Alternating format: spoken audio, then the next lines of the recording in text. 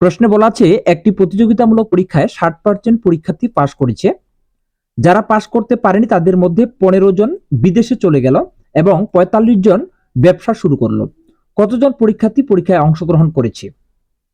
তো এটি মূলত প্রাক প্রাথমিক বিদ্যালয় সহকারী শিক্ষক 2015 সালের একটি প্রশ্ন। তো এখানে যারা পাশ করেনি তাদের সংখ্যা দেওয়া আছে, আর এখানে যেটা পার্সেন্টেজ দেওয়া আছে সেটা হচ্ছে পাশের। তাহলে 60% পাস করেছে মানে আমরা 100 থেকে যদি 60 বিয়োগ করি তাহলে পাবো হচ্ছে 40%। ঠিক আছে, পাবো এই 40%। তাহলে এই যে 40% পাস করেনি এর সংখ্যাটা কত? এর সংখ্যা হচ্ছে এই যে 15 জন বিদেশে চলে গেছে আর 45 জন হচ্ছে ব্যবসা শুরু করেছে, তাহলে হচ্ছে 60 জন। 15 আর 45 হচ্ছে 60 জন। তাহলে 40% এর ভ্যালু পাইলাম হচ্ছে আমরা 60 জন। তো এখন যদি আমরা 100% এর ভ্যালু বের করি তবে কিন্তু প্রশ্নের উত্তর আমরা পেয়ে যাব। ওকে, তাহলে 60 এর সাথে আমাদের হবে 100 গুণ, 100 গুণ আর নিচে হচ্ছে 40। ঠিক আছে, 40। তাহলে 50 আর 3 গুণ করলে পাবো হচ্ছে 150। 150। তাহলে 150 জন পরীক্ষার্থী অংশগ্রহণ করেছে। সো এই ঘ নম্বরটি হচ্ছে রাইট অ্যান্সার।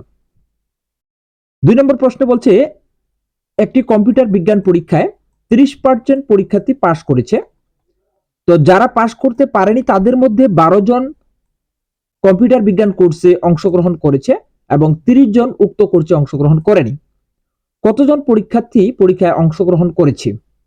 তো মূলত এই 30% পাশ করেছে মানে ফেল করেছে 70%।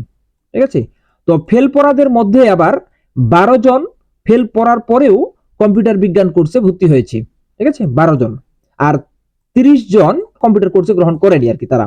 তো এই যে 12 জন ভর্তি হয়েছে আর 30 জন ভর্তি হয়নি, তারা হচ্ছে ফেল পড়া। ঠিক আছে, তাহলে আমরা বলতে পারি যে 70% এর ভ্যালু হচ্ছে 70% এর ভ্যালু হচ্ছে 42 জন। ঠিক আছে, 70% এর ভ্যালু হচ্ছে 42 জন। 30 আর 12 হচ্ছে 42 জন। তো 100% এর ভ্যালু যদি আমরা বের করি তবে কিন্তু আমাদের প্রশ্নের উত্তর পেয়ে যাব। তাহলে এর সাথে হচ্ছে 100।